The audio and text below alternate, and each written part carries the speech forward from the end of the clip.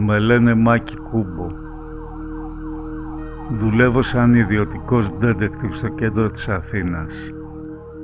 Το 2100 ήταν η χρονιά που άλλαξε τη ζωή μου. Καθόμουν στο γραφείο μέχρι αργά και σκεφτόμουν τι να γράψω στην κυρία Παπαδοπούλου για τον άντρα της που έλειπε συχνά τα βράδια. Μέσα στην ησυχία της νύχτας, το τηλέφωνο ακούστηκε σαν ρηπή.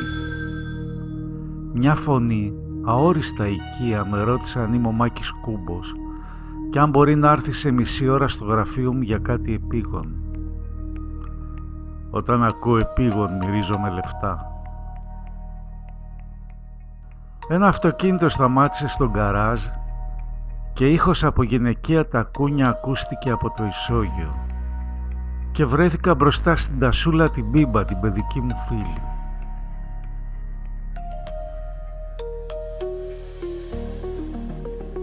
Μάκη, πριν από λίγο με κάλεσε ο Βλακόπουλος.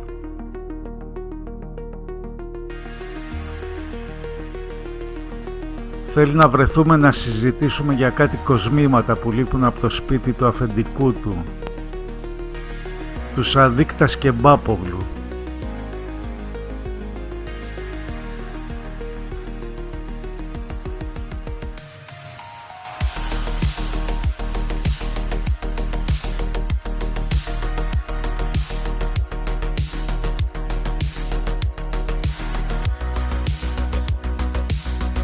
Θα βρεθούμε μεθαύριο στο Μαντιγκανίδη.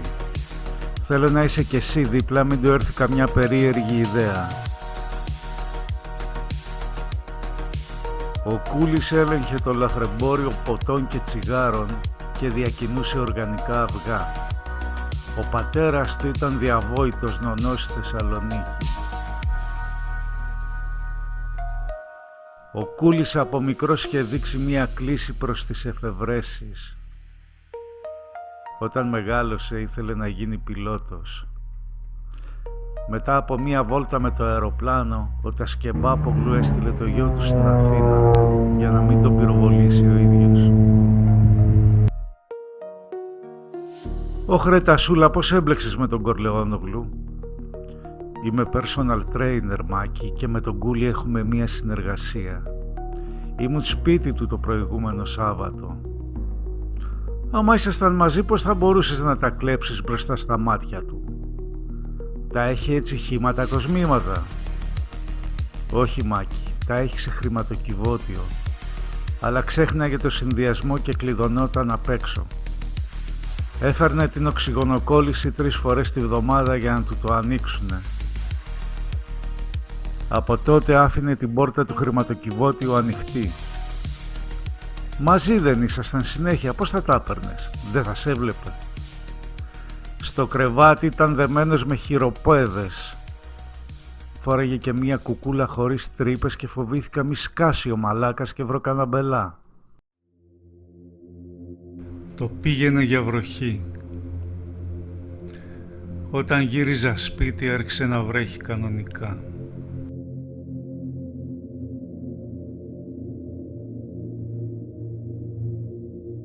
Όλη τη νύχτα άκουγα τις σταγόνες της βροχής στο παράθυρό μου.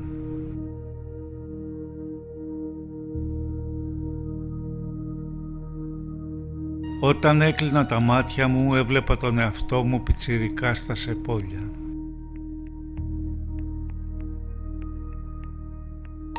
Η Τασούλα με την αδερφή της τη Τζίνα μένανε στο δίπλα σπίτι. Χαρούμενα κορίτσια, πάντα χαμογελαστά.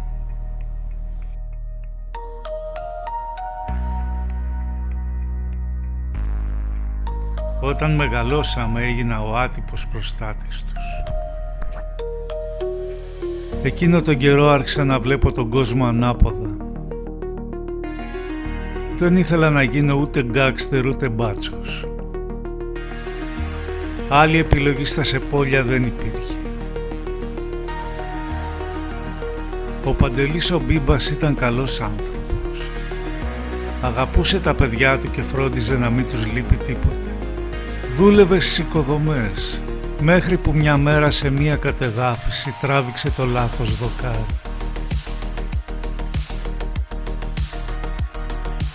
Από τότε και μετά άρχισε να ρετάρει. Η Τασούλα το πήρε πολύ βαριά και άρχισε τις μοναχικές βόλτες.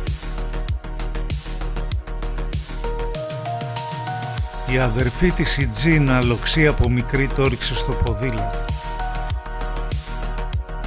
Έψαχνε, λέει, να βρει τον πρίγκιπα.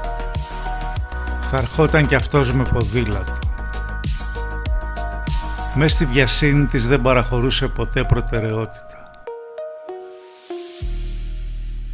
Εκείνο τον καιρό έχασα τον πατέρα μου, τον Μάρκο. Ήτανε γρεμπέτης και είχε γράψει ένα τραγούδι για μια μαύρη από τη Συρία, τη Μαυροσυριανή. Μεγάλη επιτυχία, αλλά δεν πήρε δεκάρα. Η εταιρεία του έφαγε όλα τα δικαιώματα. Δεν μπόρεσε ποτέ να το ξεπεράσει.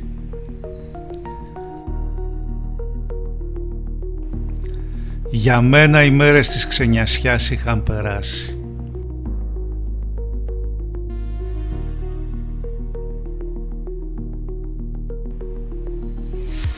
Η Τασούλα άρχισε να κάνει παρέα με εκείνη την περίεργη την Κινέζα. Έγινε απόμακρη και έδειχνε να περιμένει κάτι από τη ζωή της.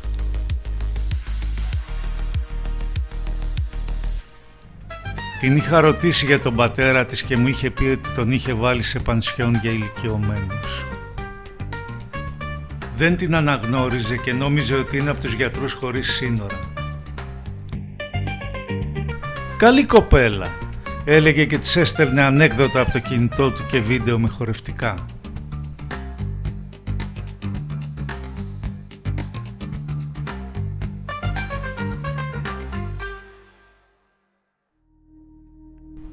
Καλά και η Τζίνα. Ο έρωτας την έστειλε στη Νέα Ζηλανδία. Πήγε εκεί το αγόρι της.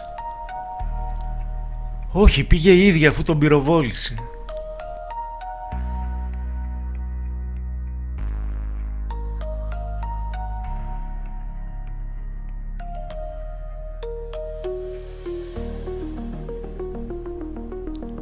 Μετά είδα το κοράκι και την Τασούλα νεκρή.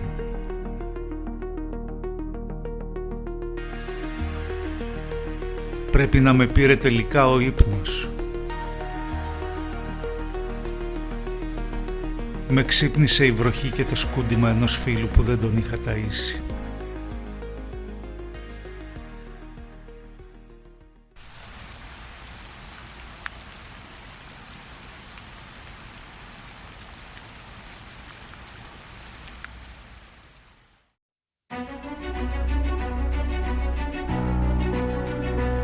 Αφού ήπια ένα διπλό καφέ, άρχισα με μηνύματα.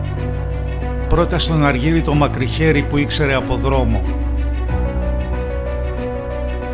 και μετά στην Μπίμπι Τσάγκ που ήξερε από δικαστήρια. Προς το απόγευμα έφυγα από το σπίτι και πήγα στο γραφείο. Έστειλα στον Αποστόλη τον μπάρμαν, στη Λόλου την αρπάχτρα που μάδαγε τον Αλ Αχμέτ τον βουλευτή, στο Λάκη τον Ψωριάρη τον δημοσιογράφο και τον Ηλία τον μπουτανολόγο. Τα καλύτερα παιδιά της πιάτσας. Φως όμως από πουθενά.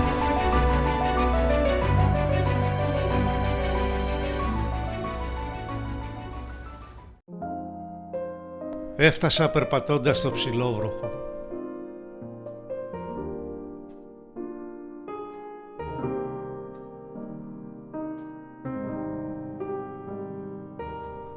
Κάθισα στο μπαρ και το έπαιξα συγγραφέας, που εμπνέεται από την ατμόσφαιρα.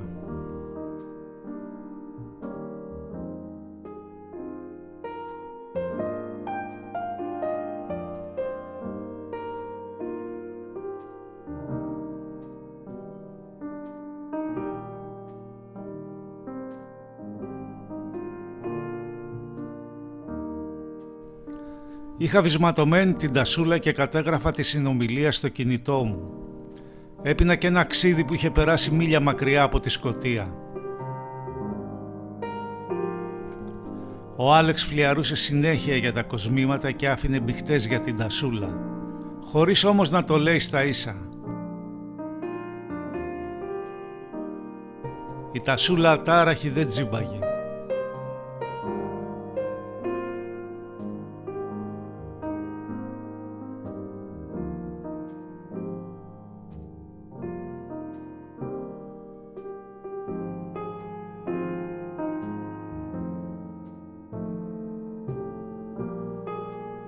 Κάποια στιγμή ο Άλεξ της είπε μια εξωφρενική μαλακία και γύρισα να τον κοιτάξω. Η Τασούλα μου έριξε το βλέμμα, μην καρφώνεσαι κόπανε. Ελήφθη. Αν και δεν νομίζω ότι ο Άλεξ θα καταλάβαινε ακόμα κι αν πήγαινα από πάνω τους. Έτσι όπως τον κοίταζε η Τασούλα, ο Άλεξ άρχισε να λιώνει. Βγήκε ο μανιαμούνιας από μέσα του. Και άρχισε να το παίζει υπό της. Η Τασούλα μου έριξε το βλέμμα, βρε με τη μαλάκα μπλέξαμε.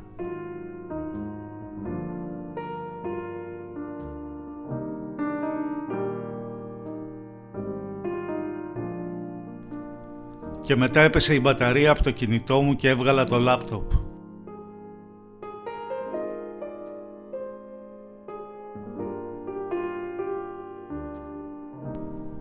Η Τασούλα μου έριξε το βλέμμα, ρε δεν παίζεσαι.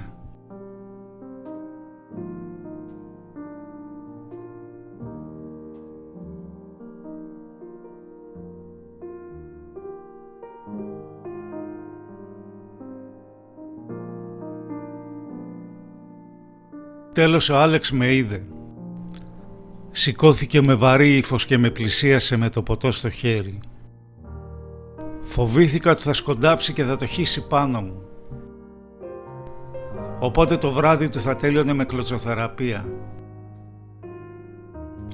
Ρε Κούμπο, στην ηλικία σου και ακόμα παίζεις ηλεκτρονικά και θες να κάνεις το συγγραφέα? Με τσάκωσες Άλεξ, έχω κρίση ανοριμότητας.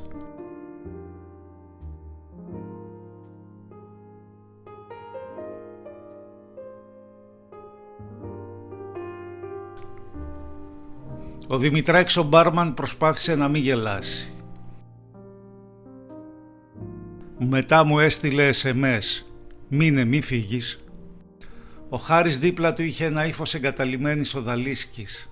Ονειρευότανε το Χασάν που είχε μπαρκάρει σε ψαροκάικο. Ο μπάρμαν μου είπε για την περασμένη Τρίτη. Ήταν αργά το βράδυ.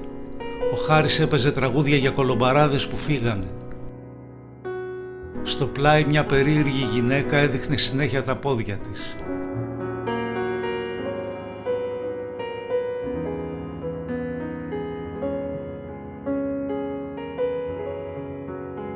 Φόραγε ένα καπέλο της παλιάς εποχής.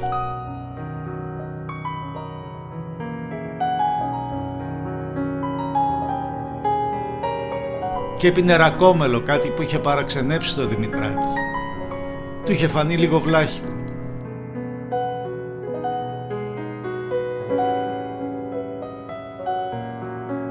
Έδειχνε να περιμένει κάτι ή κάποιον. Και να σου ο Κορλεόνογλου. Μπήκε με ένα σοβαρό επαγγελματικό ύφος. Κάτι που τον έκανε να μοιάζει ακόμη περισσότερο ηλίθιος.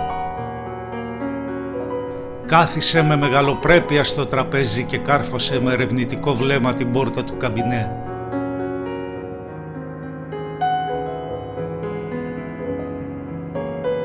«Ψιτ, κύριε Τασκεμπάπογλου, κάθομαι στο δίπλα τραπέζι», του είπε ο τικτόκας.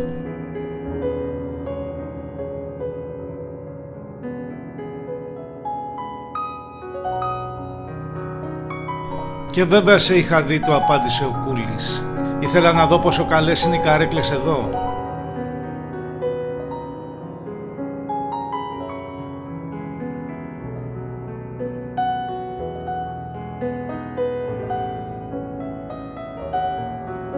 Η καπελωμένη κοίταζε συνέχεια προς το τραπέζι τους. Ο Κούλης έκανε σαν να ήθελε να κλάσει και δεν του βγαινε.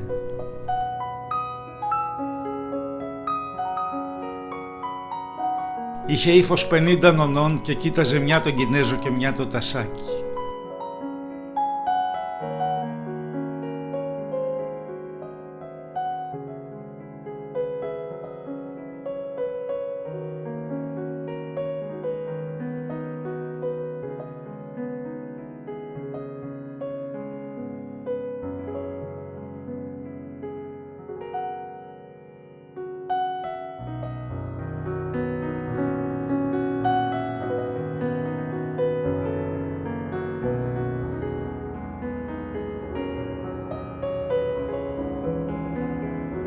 Της καπελωμένης στο αυτί είχε γίνει σαν σουπιέρα.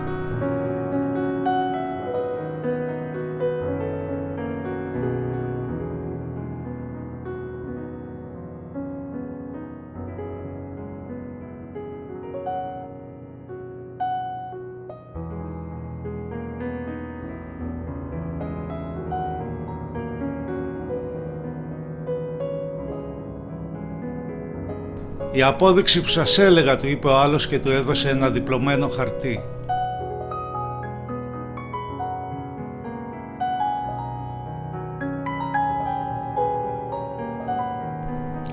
Ο Κούλης, αφού αγωνίστηκε να το ξεδιπλώσει, βάλθηκε να το διαβάζει.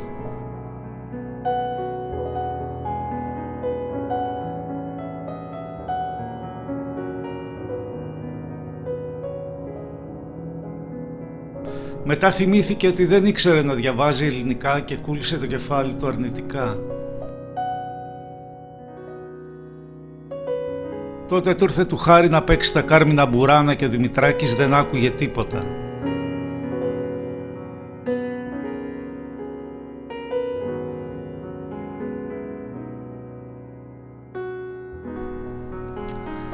Η Καπελού σηκώθηκε από τη θέση της και πλησίασε το τραπέζι τους με ύφος μεγάλης ντίβας.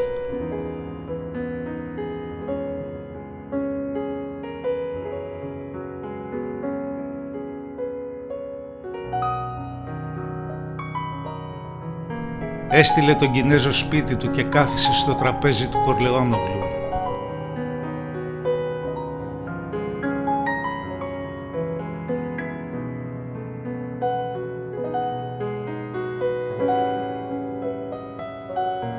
Ο Κούλης μόλις είδε το κορμί πέταξε το χαμόγελο του μαλάκα.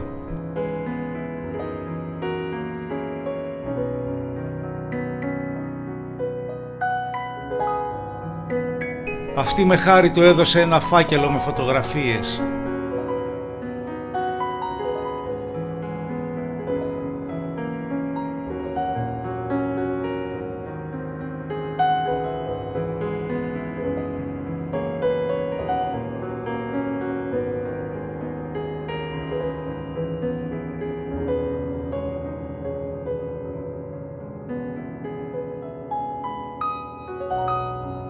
Ο Κούλης, αφού έριξε μια ματιά, γύρισε τις φωτογραφίες ανάποδα για να μην φαίνονται.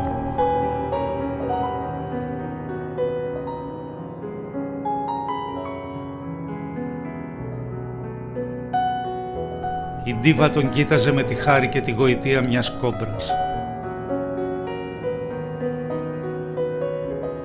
Μετά του έδωσε και ένα δεύτερο φάκελο με φωτογραφίες και το πρόσωπο του Κούλη έλαμψε.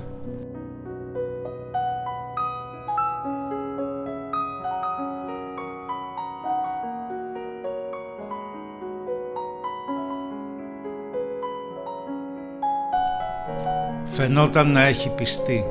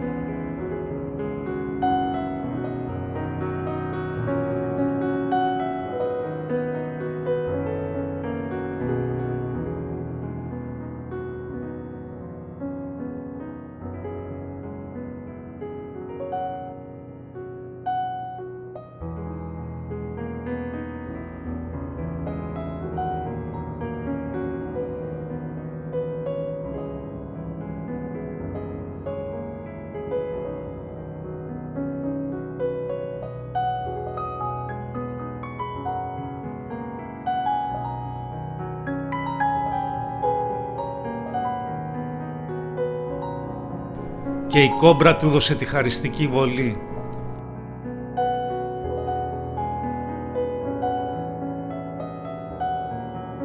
Ο Κούλης έκαψε φλάτζα, τον έπιασε το ερωτικό του και κόντεψε να κάνει το τραπέζι ανατρεπόμενο.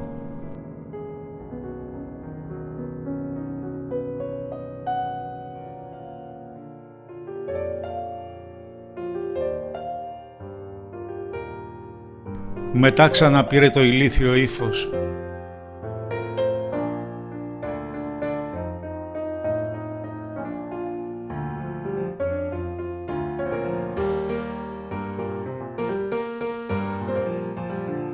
Φεύγοντας, αντί για την έξοδο, μπήκε στην πόρτα του καμπινέ. Ο Χάρης δεν κρατήθηκε. «Τιμή μας, κύριε Τασκεμπάπογλου, που επιθεωρείτε τις τουαλέτες μας». «Ήμουν σίγουρος ότι είναι καθαρές, παιδί μου», του απάντησε ο Κούλης.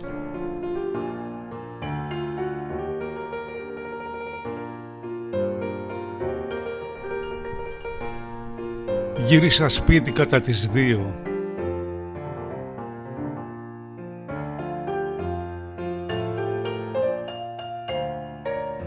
Λίγο πριν πέσω για ύπνο με πήρε η Τασούλα.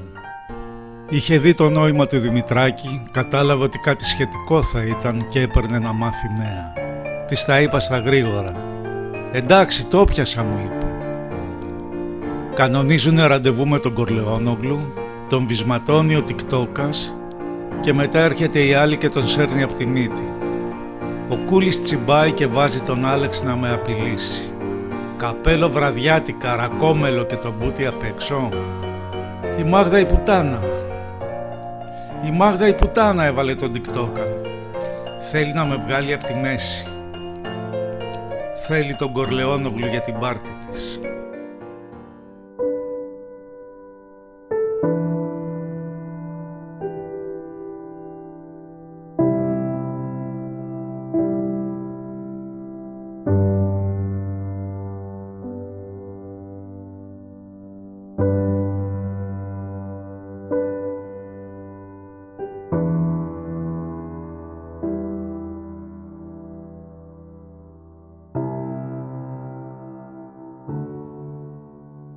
Το επόμενο πρωί γύρω στις 1 το μεσημέρι με ξύπνησε η άσχημη φωνή του Νέιθαν.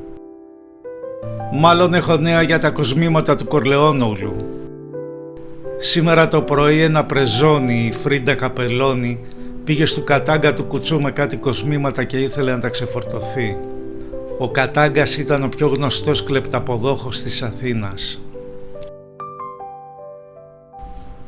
Του φάνηκαν ότι κάπου τα είχε δει σε κάποιο περιοδικό και άρχισε να τη ρωτάει από πού τα βούτυξε. Η κοπέλα τρομοκρατήθηκε και το έβαλε στα πόδια. Την ταυτοποιήσαμε από τις κρυφές κάμερες του κουτσού και την έχει ο Τζόρτζ και την ανακρίνει.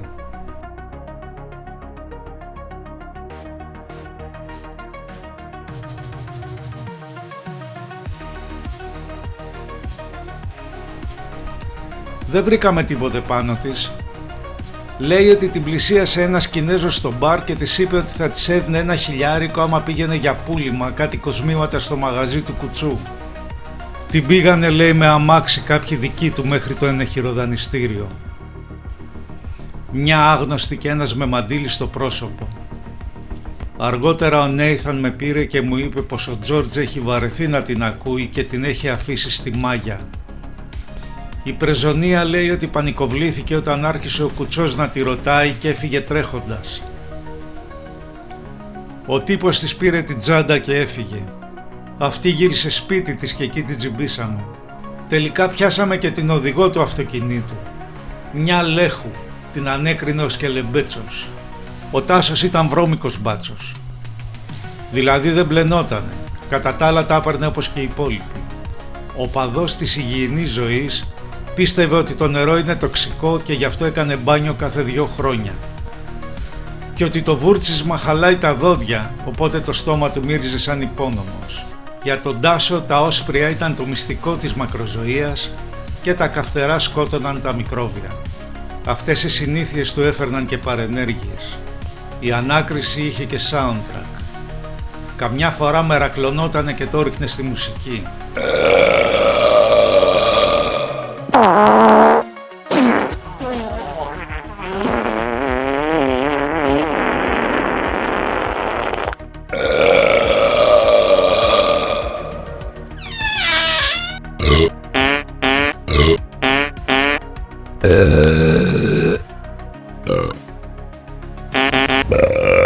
Ήταν ο πιο καλός στην ανάκριση.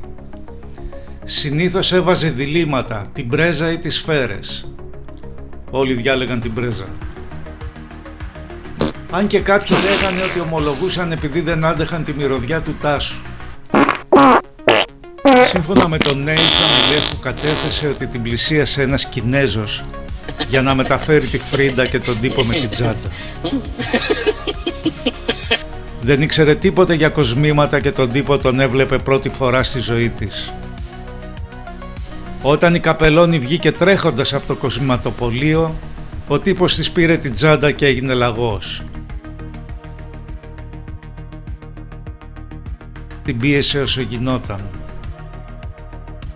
Της πρόσφερε εναλλακτικά πρέζα ή φούντα. Αυτή επέμενε ότι δεν ξέρει τίποτε άλλο και αρνήθηκε να υπογράψει ομολογία. Ο Σκελεμπέτσος από το ζόρισμα έπαθε σύνδρομο του ευερέθιστου εντέρου και μια μικρή δυσπεψία.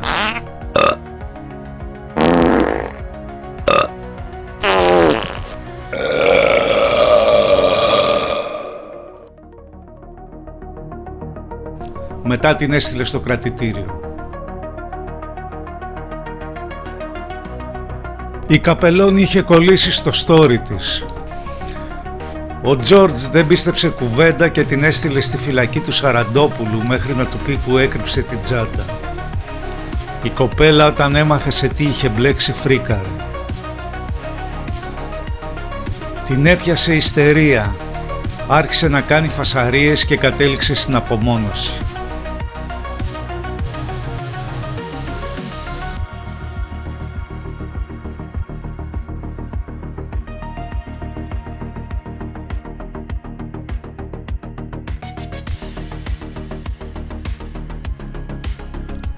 Αργότερα έμαθα ότι έγραφε κάτι γράμματα για έξω, αλλά ο Σαραντόπουλος είχε χαρτζηλικωθεί από κάποιον και τα γράμματα δεν πήγαν πουθενά.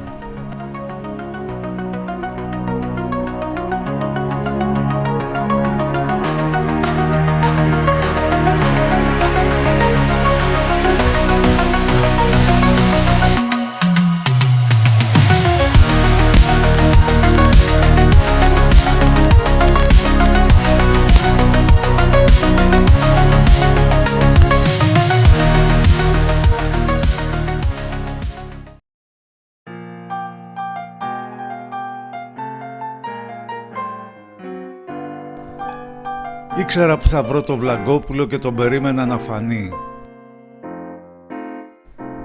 Με τον Άλεξ είχαμε μία συνάντηση και παλιότερα.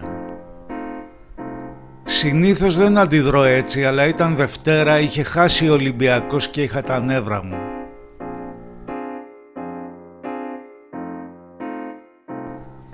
Πήγα στο μπαρ του Γκαρούτσου να πιω ένα ποτό να ξεσκάσω.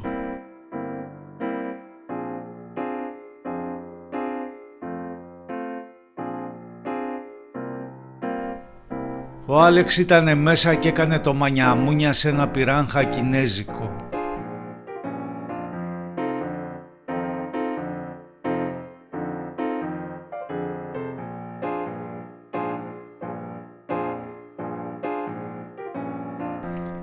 Μόλις μπήκα μέσα, ο Άλεξ για να το παίξει κάποιος της είπε «Μαύρη, μαυρίελα πλάκωσε». «Όχι, δεν πλάκωσε, τώρα θα σε πλακώσει». Ήταν μια άτυχη στιγμή.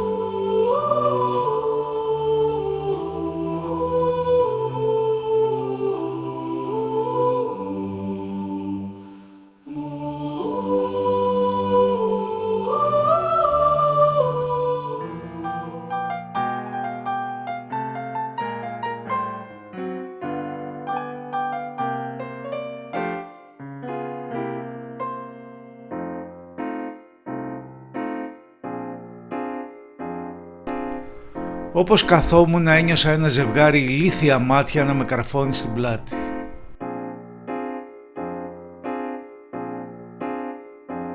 «Κούμπο, τι έκανες ρε με το λάπτοπ?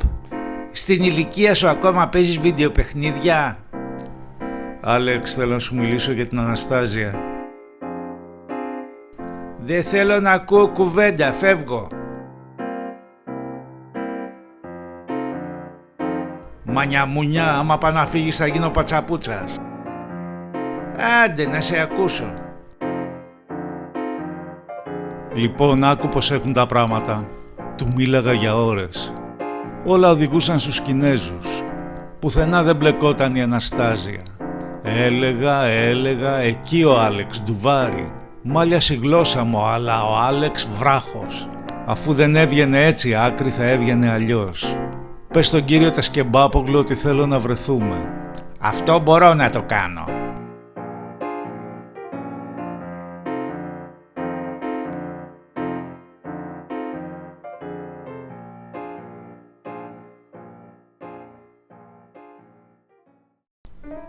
Το Μάντιγκαν ήταν το πιο ήσυχο μπαρ της πόλης.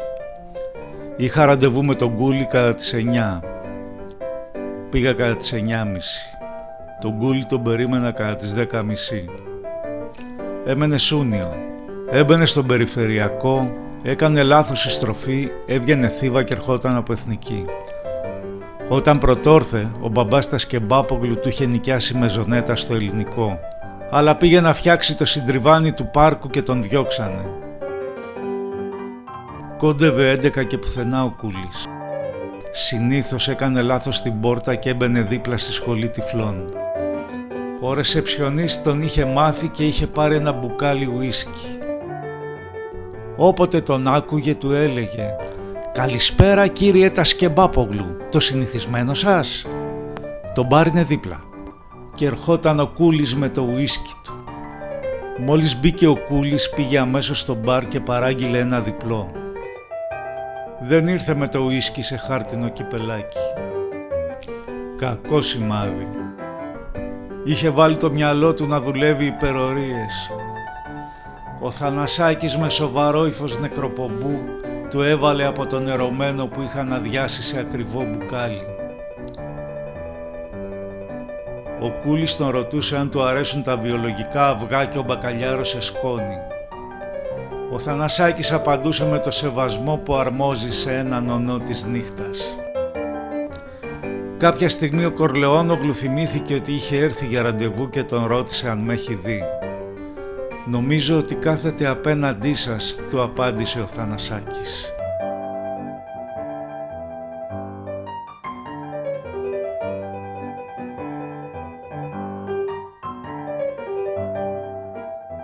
Ήπια από το ουίσκι, σκέφτηκε ότι το απέναντι είναι από τη μεριά της πλάτης του και ήρθε να με βρει.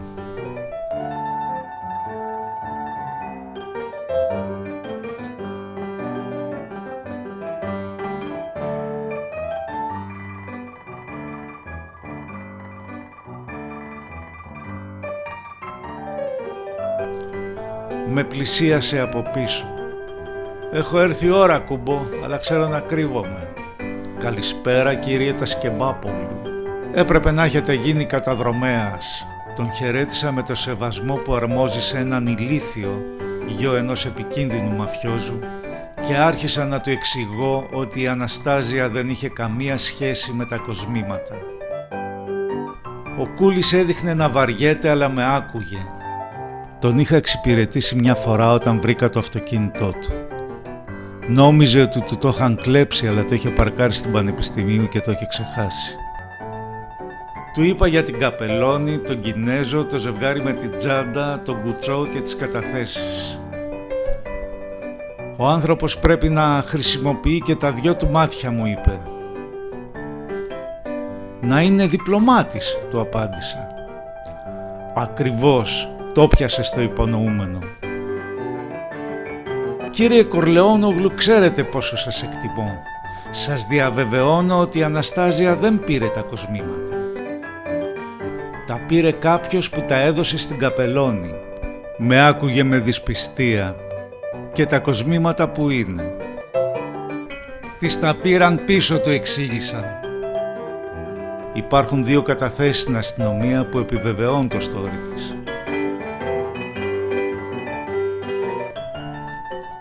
Κόλπα της Αναστάζια για να θολώσει τα νερά.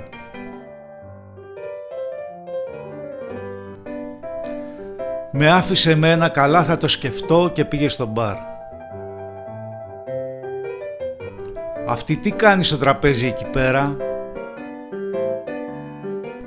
Το καθαρίζει, κύριε Τασκεμπάπογλου, είναι η σερβιτόρα.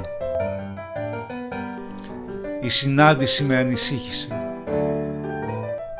Η σκέψη δεν ήταν το πιο δυνατό σημείο του Κορλεόνογλου. Κάποια μαλακία θα έκανε. Η Τασούλα έπρεπε να προσέχει.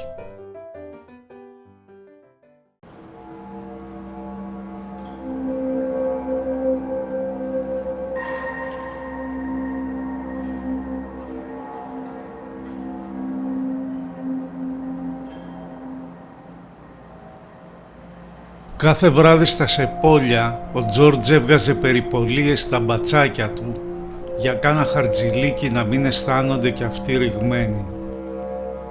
Ο Σαφράνης και η Ντουγκουτζάου, αφού είχαν φάει τα σουβλάκια τους, την είχαν αράξει δίπλα στην παιδική χαρά και πίνανε καφέ.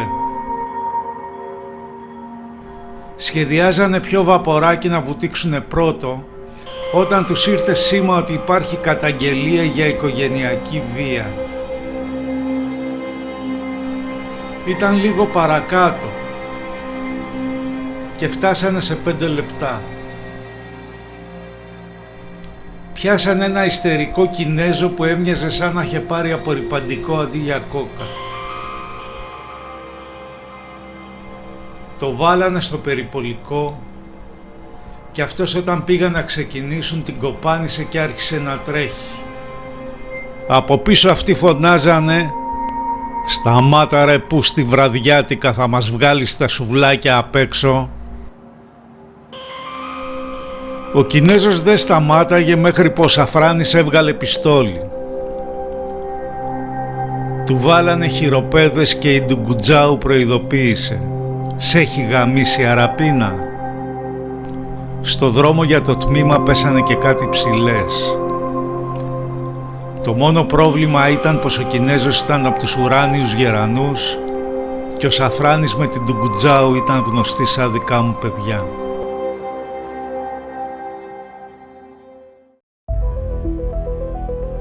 Εκείνη τη νύχτα τα πάντα κύλησαν ήσυχα.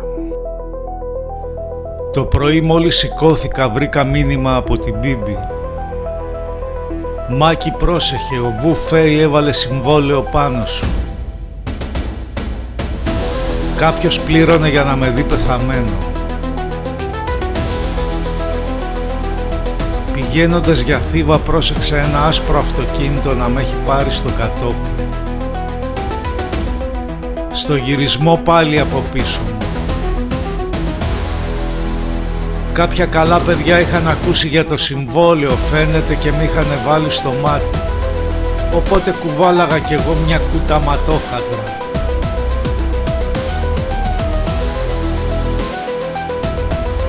Το βραδάκι πήγα για σκοποβολή στο παλιό μόλ. Έτσι για να ξεσκουριάσω. Βεβαιώθηκα ότι δεν με ακολουθούσε κανείς και κατά τις 9 μπήκα στο σκοπευτήριο. Μαλακία μου. Στην αρχή ήταν τελείως άδειο. Έριχνα στο στόχο όταν άκουσα τα πρώτα βήματα. Οπότε ετοιμάστηκα για καλεσμένους. Μια κάργα την είχε στήσει στο διάδρομο, αλλά δεν είχε καλή γωνία. Άλλη ερχόταν από την πίσω πόρτα. Δεν ήξερα ότι είχα τέτοια πέραση. Ήμουν εγκλωβισμένος. Για να μην κάτσω όλη τη νύχτα πήρα τον Έιθαν. Μου την έχουνε πέσει στο παλιό μόλ. Στείλε καμιά βοήθεια. Δεν έχεις ανάγκη εσύ από τέτοια. Ρίξε κανένα δυο στον αέρα και θα φύγουν. Ρε, μπορεί να μου συμβεί τίποτα και θα χάσεις τα χαρτζηλίκια σου. Έτσι θα σε θρηνήσω περισσότερο. Ναι, Ηθάν, δεν θα φύγουν. Υπάρχει συμβόλαιο για μένα. Τι? Αυτό αλλάζει τα πράγματα. Κατά τόπο αναρμοδιότητα. Συμβόλαια στα σεπόλια κάνω μόνον εγώ. Πίστηκες? Καλά, κλείσε, κάτι θα βρω να κάνω. Και έκανε.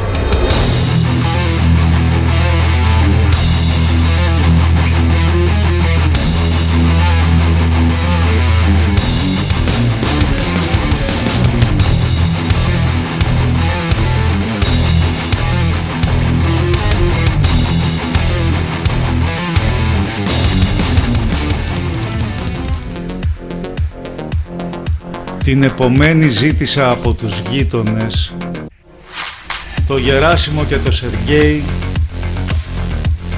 μια ανταπόδοση για όσες χάρες τους είχα κάνει.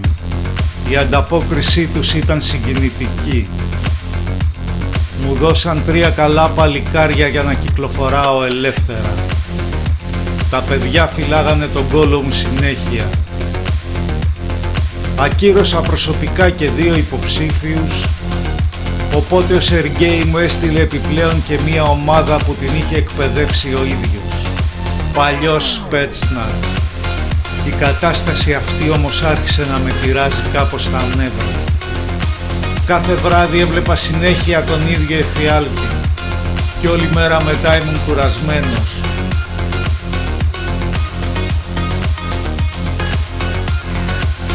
Ήταν ώρα για αποφάσεις. Αρκετά με το συμβόλαιο. Έπρεπε να βρω το βουδούρι και να το εξηγήσω.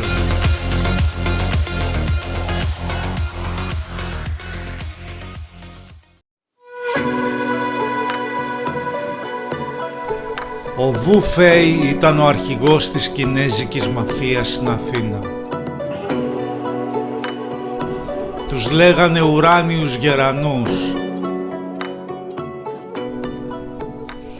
Ο ίδιος ήταν ο πεφωτισμένος ηγέτης, ο Βούδας. Έμενε στον οροπό.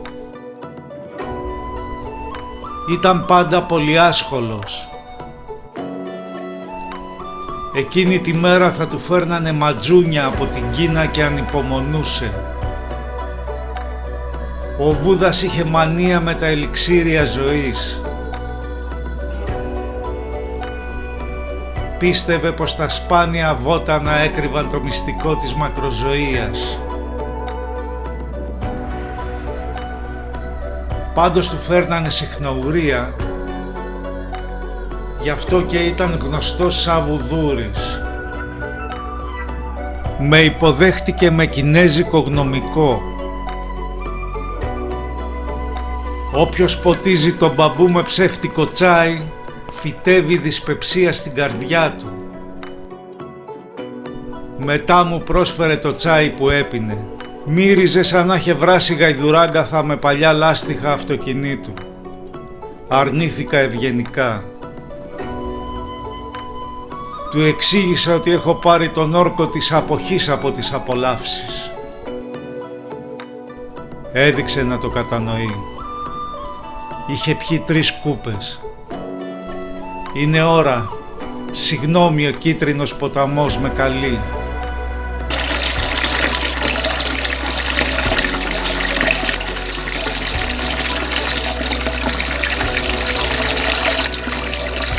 Μετά ο κίτρινος ποταμός τον ξανακάλεσε ξανά και ξανά.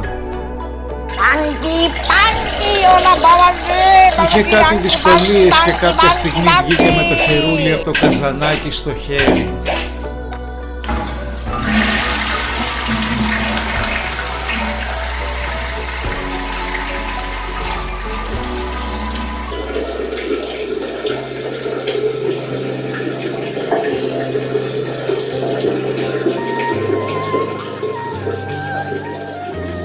Περάσαμε στο καθιστικό και του εξήγησα το ρόλο του Τικτόκα και της Μάγδας. Του έδειξα τις καταθέσεις και την κλήση για το περιπολικό. Τελικά, μετά από 5 επισκέψεις στον καμπινέ, Ο Βουδούρης αναστέναξε. Όταν ο σοφός συγχωρεί, η πάπια δεν έχει λόγο να φοβάται τον ανεμιστήρα. Ο δρόμος προς τη μεγαλοψυχία είναι στρωμένος με κάστανα. Συμφώνησα απόλυτα. Εκείνος κάλεσε το γραμματέα του και με επίσημη φωνή του υπαγόρευσε την ανάκληση του συμβολέου. Πριν φύγω μάλιστα μου πρόσφερε και ένα δώρο. Μια πετσέτα μπάνιου με σειραμένα ένα ρολό χαρτί υγείας, ένα κομμάτι γυαλόχαρτο και μια οδοντόβουρτσα. Κράτα το, είναι το παραδοσιακό Si Feng Chui, το φυλαχτό της καθαρής ψυχής. Πάρε και το χερούλι από το καζανάκι, δείχνει ότι έχεις την προστασία μου. Δεν άντεξα και του είπα, ο σοφός πολεμιστής κάθεται ήρεμα, αλλιώς ο ουρανός του στέλνει γείτονα με κομπρεσέρ. Και μου είπε, τώρα ακολούθα το δρόμο για τη σκάλα. Του ουρανού, όχι του οροπού. Είναι η πρώτη διασταύρωση δεξιά, θα βγεις εθνική. Α, και μη φοβάσαι την τίγρη στον κήπο, είναι βουδίστρια, δεν δαγκώνει, είναι βίγκαν. Τώρα άσε με να διαβάσω τα αθλητικά. Η τίγρη δεν με έπεισε για τα χορτοφαγικά της και μπήκα γρήγορα στο αυτοκίνητο. Άκουσα το Βουδούρη στον καμπινέ της αυλής. Στο σπίτι το καζανάκι ήταν χαλασμένο. Σε λίγο είχα βγει εθνική. Αργότερα έμαθα ότι ο Τικτόκας τιμωρήθηκε να πάει δόκιμος μοναχός σε ένα μοναστήρι Αλβανών βουδιστών στη Νέα Μάκρη. Ηγούμενος ήταν ο Σι Πινγκ, παλιά αστρολόγος του Βουδούρη. Πριν 2 χρόνια την ώρα που ο Σι Πινγκ ετοίμαζε τον οροσκόπο και κοίταζε μέσα από το τηλεσκόπιο, το Βουδούρη τον έπιασε κατούριμα και στη βιασύνη του να πάει στον καμπινέ τον έσπρωξε κατά λάθος.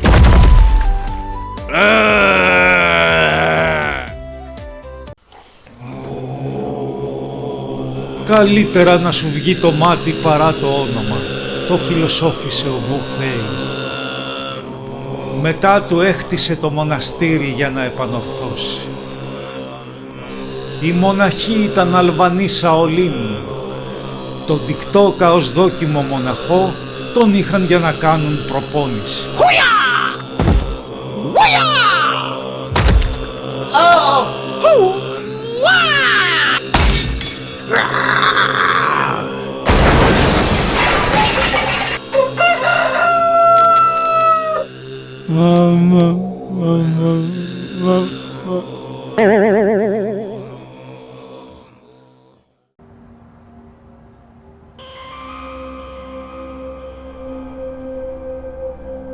Με το πρώτο φως της ημέρας η security άμμο ετοίμασε την παραγγελία για τον Κορλεόνογλου. Πυρομαχικά αρκετά για μια δημιουργία. Ο Κούλης τα μέτρησε με προσοχή και κάλεσε τον Άλεξ. Μάλλον τα προόριζε για την τασούλα. Ο Μανιαμούνιας είχε πάει το αυτοκίνητό του για σέρβις στο Τζουνάκι.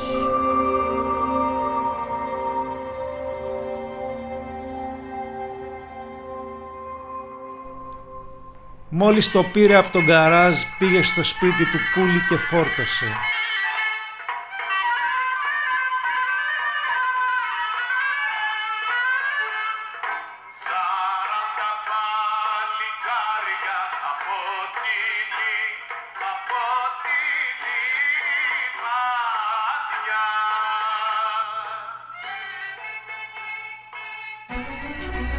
Τελικά το είπε και το έκανε. Πάντα έλεγε ότι εγώ μια μέρα θα κάνω το μεγάλο μπαμ. Κάποιοι λένε ότι πέρασε από μια λακκούβα με μεγάλη ταχύτητα. άλλοι ότι χαρμάνιασε και έκανε τσιγάρο δίπλα σε 50 κιλά δυναμίτη. Εγώ πιστεύω ότι η Τασούλα είχε πετάξει χαμόγελο στον καράφλα το Τζουνάκι. Αν υπάρχει ο παράδεισος του μαλάκα, πιστεύω ότι ο Άλεξ είναι γκέ στο Βόνερ.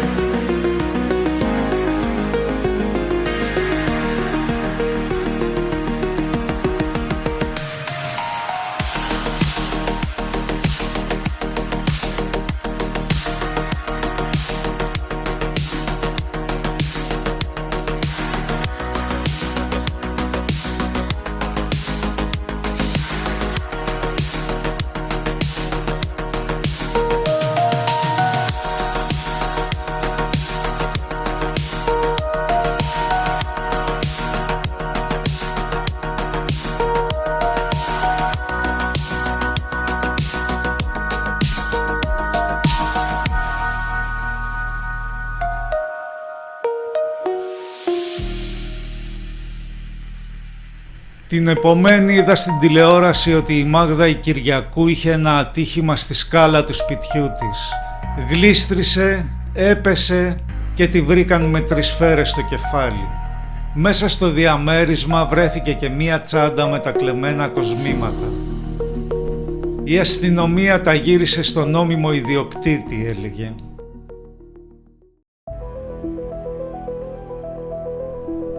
Κάποια ψυχή που μάλλον θα γνώριζε την Τασούλα έστειλε κρυπτομέιλ στον Ντασκεμπάπογλου. Πώς βρήκε το προσωπικό του μέιλ, μυστήριο. Μόλις το διάβασε ο Εργίν έγινε θηρίο.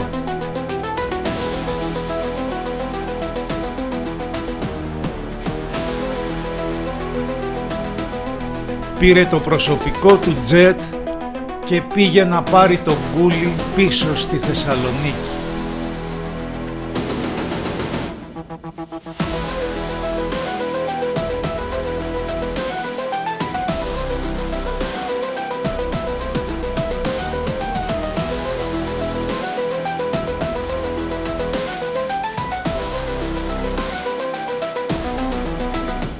Λένε ότι ο Κούλης ανέβηκε με θάρρος στη σκάλα του αεροπλάνου.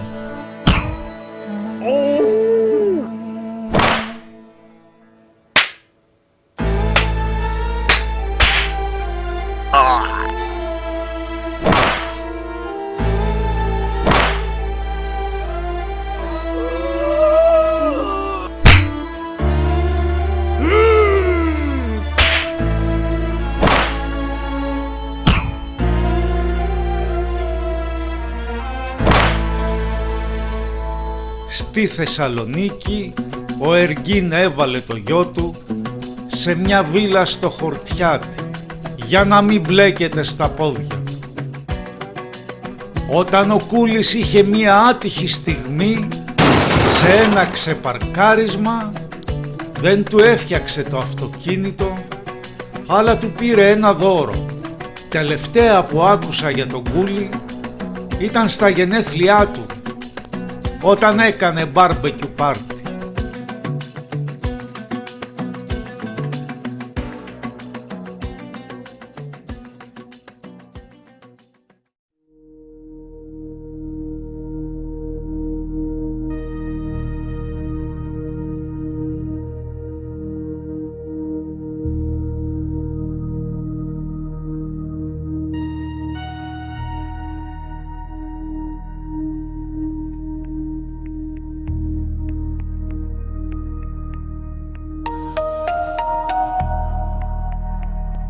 Καθόμουνα στο γραφείο μου και κοίταζα την Πέμπτη Διαθήκη του Αρχιμανδρίτη Χριστόδουλου Πισορμίτη.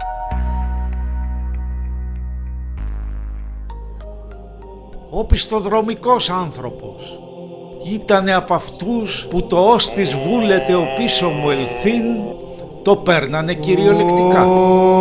Όταν πέθανε από ρήξη εντέρου, εμφανιστήκανε 5-6 διαθήκες γραμμένες μετά θάνατο που αφήνανε την τεράστια περιουσία του σε κάθε καρυδιάς καρύδι.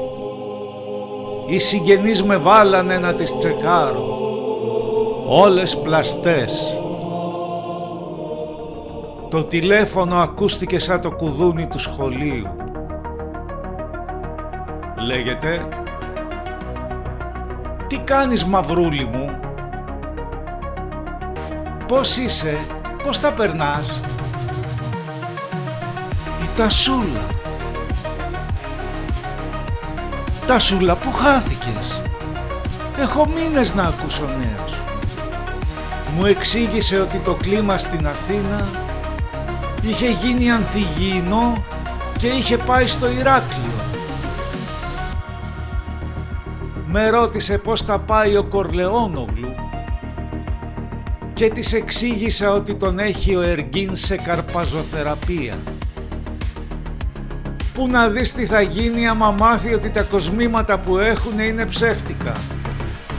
Τι εννοείς ρε Τασούλα?